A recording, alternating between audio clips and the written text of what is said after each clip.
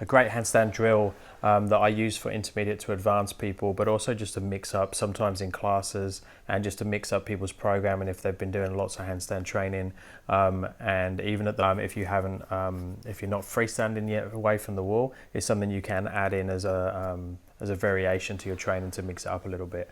So we can go head in different positions. So I can look away, I can look up towards my toes, I can blindfold, I can close my eyes. So there's just different things you can do with your vision to make the handstand a little bit more challenging.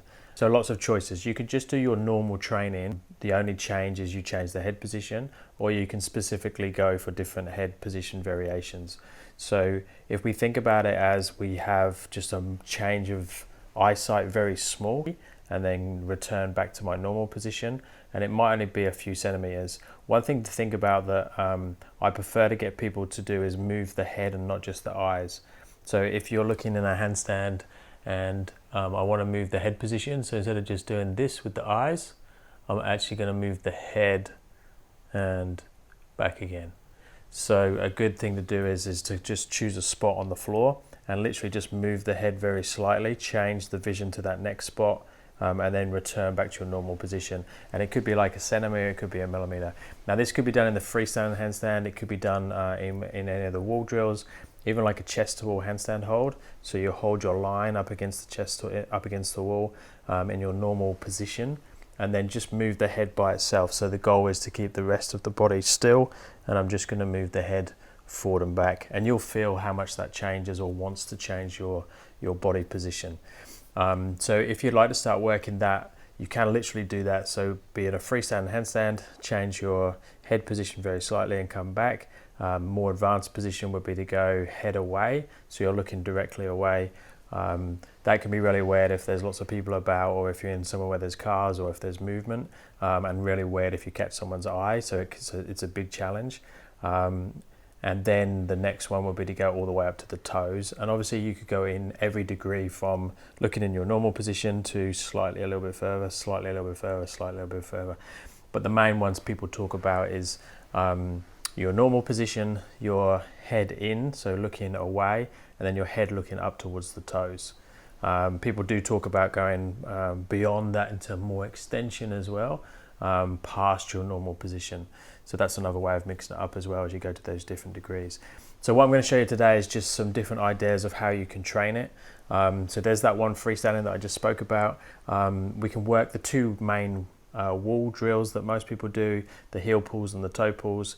So I can go back to wall for the heel pulls, just kick up to the wall as normal, do the heel pulls so you're keeping the body as one segment, pushing with the fingertips to pull the heels off the wall. But all I'm going to do is I'm going to change the head position, so I can look away and see if I can do that heel pull, relax the fingers, go back to the wall, and then same thing, looking up towards the toes, heel pull, hold for a couple of seconds, relax the fingers, go back to the wall.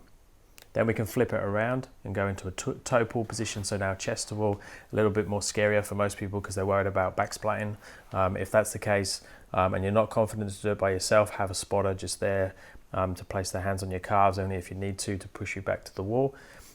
Same thing, look towards the wall, see if you can do your toe pull, so pulling away from the wall with your shoulders, push up, hold the handstand for a couple of seconds, fingertips to go back to the wall.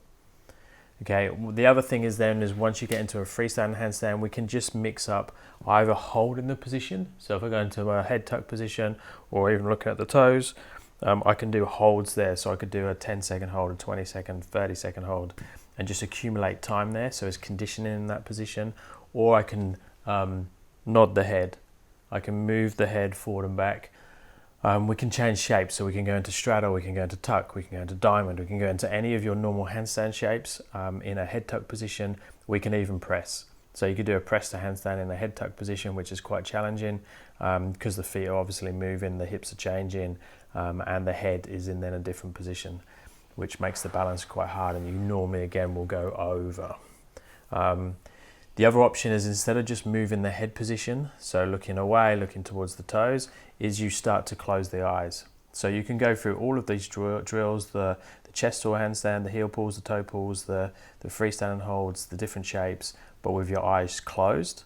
The cool thing with the eyes closed is obviously a lot easier than being blindfolded, because if I've got my eyes shut and then I start to fall or I start to get freaked out, I can just open my eyes. If you're blindfolded like I'm showing here, there's no out. You just need to bring your feet back to the floor. You can't obviously open your eyes because you're blindfolded, you're not going to see. So blindfolded is the next stage up from closing the eyes.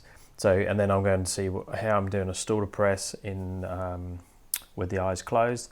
I actually find a press to handstand with the eyes closed or head in easier than kicking up. It's just for me, because I can muscle it, I can just be very slow and feel what's happening in the body and correct as I go. Hopefully that's given you a bit of an insight into the head in, eyes closed handstand training. Normal, if you've got any questions, any comments, if there's anything you want me to specifically cover in any of these vlogs, put it in the comments below or send us a message.